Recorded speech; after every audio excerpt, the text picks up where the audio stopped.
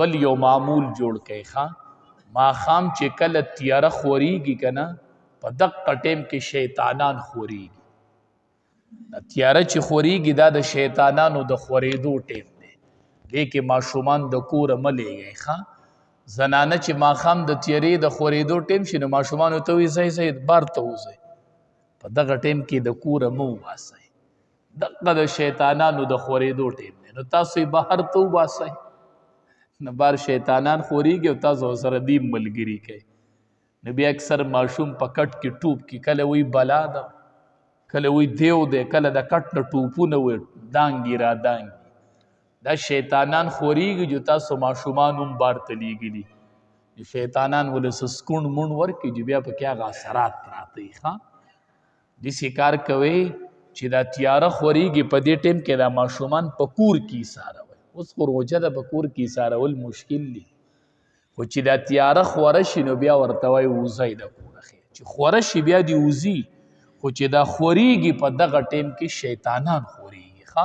نو په دې ټیم کې ماشومان د کوره مه لیږئ او زنانۍ په دغه ټیم کې بار کړي بیا د شپې کله د کټه دانګي ټوپونه وایي او چغې وایي په خوب کې دا دغه اثرات دي که نه ښه نو دې کې د ماشومان مه وباسئ د کوره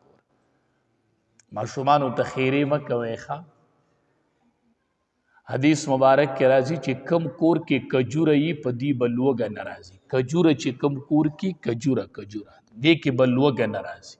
اوس خو تاسو هسې روژه کې کجورې اخیستې دي خو په بوزه کې هم کجوره د کوره مه ورکوئ ښه دا ډېر ښه خوراک دی کجوره کور کې ایساروئ چې کم کور کې کجوره یي دې کې به لوږه نه راځي او چې کم کور کې ماشومان دي کې به بې برکتي نه راځي ښه د کور برکت چې دی هغه ماشومان دي او د خوراک او چې کجورې نو لوږه به نه راځي او چې سرکه یي سرکه پیژنئ سرکه چرته راوړئ کور کې نبی علیه السلام فرمایي بهترین سالن چې دی هغه سرکه ده یو کور کې کجورې ساتئ یو کور کې ماشومان او یو کور کې سرکه چې تاسو د کور برکت وینئ تاسو د رزق برکت وینئ ښه کجوره کور کې مه ورکوئ ښه خوښ همده آدم علیه السلام چې الله پیدا کړو نو باقي دې خټه پاتې شوه د هغې خټې نه الله کجوره جوړه کړله ښه نو دې کجورې سره زمونږ یوه رشته هم د دې ته عمه وایي عمه د پلار خور ته وایي نو زمونږ د بابا نه چې خټه پاتې شوه نو الله ترې کجوره جوړه کړه که نه دا زمونږ د پلار خور ده دا کجوره ښه زمونږ ترور ده ترور ښه دې سره زمونږ رشته ده رشته ځکه کجوره دار سړي خوښوي که نه خوښه مې که نه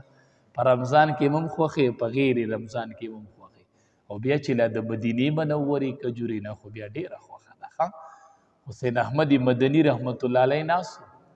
چا یوه کجوره راوړه وی حضرت دا د مدینې منورې ده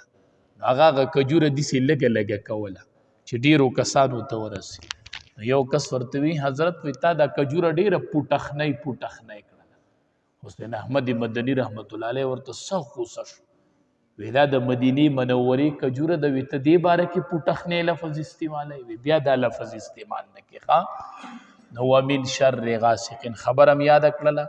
چې تیاره خورېږي ماشومان به د کوره نه وباسئ ښه او ماشومان د کور برکت دی دا د وي په کور کې خیر دی